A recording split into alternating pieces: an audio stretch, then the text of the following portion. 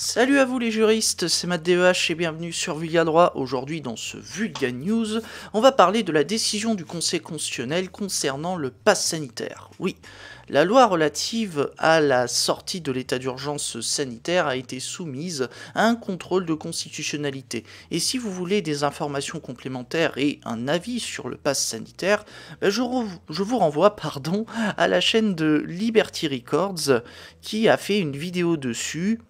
Et en plus de m'avoir invité pour parler de la loi sur le renseignement. Bon, après cette longue parenthèse, je vous propose qu'on aborde le sujet juste après l'intro.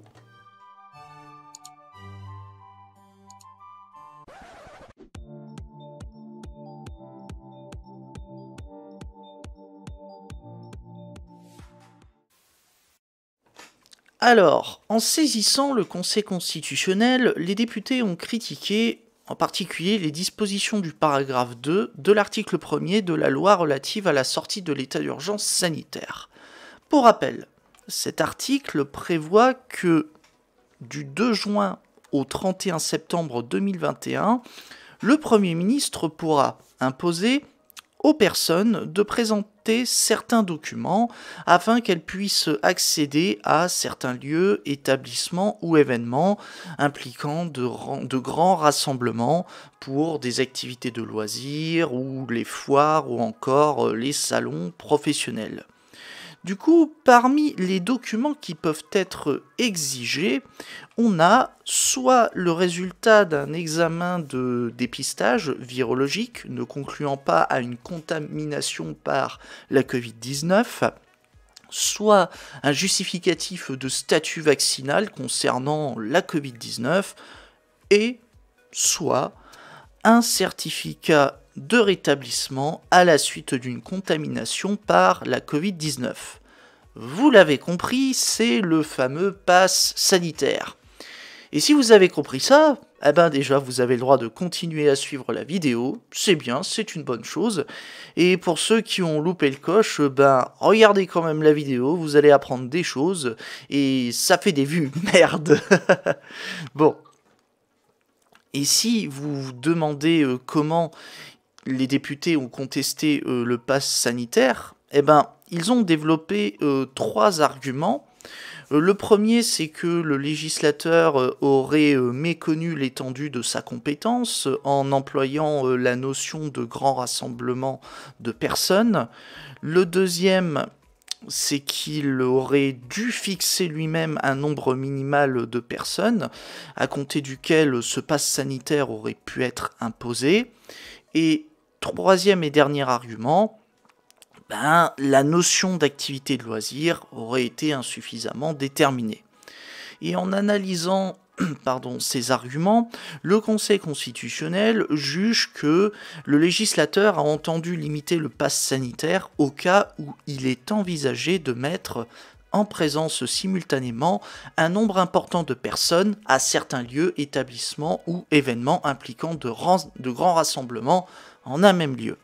Par ailleurs, le juge constate que le législateur a précisé que cette réglementation doit être appliquée en prenant en compte une densité adaptée aux caractéristiques des lieux, établissements ou événements concernés, y compris à l'extérieur. Et cette prise en compte permet entre autres de garantir la mise en œuvre de mesures de prévention quant au risque de propagation du virus. En gros, lorsque le gouvernement va exécuter la loi concernant le pass sanitaire, il devra prendre en compte les conditions effectives d'accueil du public dans ces lieux et établissements.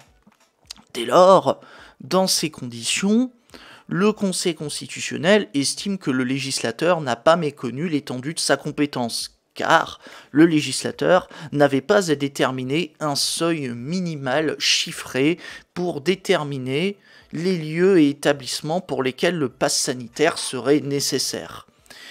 Et ce, à partir du moment où la loi réserve l'application du pass sanitaire aux grands rassemblements de personnes. Si vous préférez, pour le moment, le pass sanitaire n'est pas contraire à la Constitution.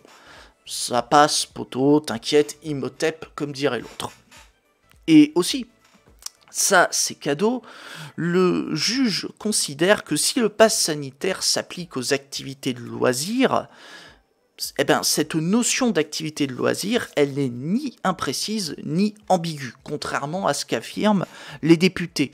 En effet, le juge estime que la notion d'activité de loisir est suffisamment précise puisqu'elle exclut notamment du pass sanitaire les activités politiques, syndicales ou cultuelles.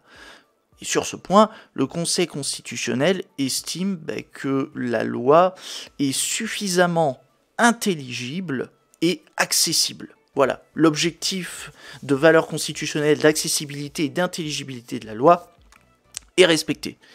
Et pour faire une conclusion générale, le pass sanitaire est conforme à la Constitution et il pourra être mis en œuvre sans trop de difficultés. Du coup, voilà les juristes, j'espère que cette vidéo sur cette décision du Conseil constitutionnel vous a intéressé. Est-ce que selon vous, le pass sanitaire nuit tant que ça à nos libertés ?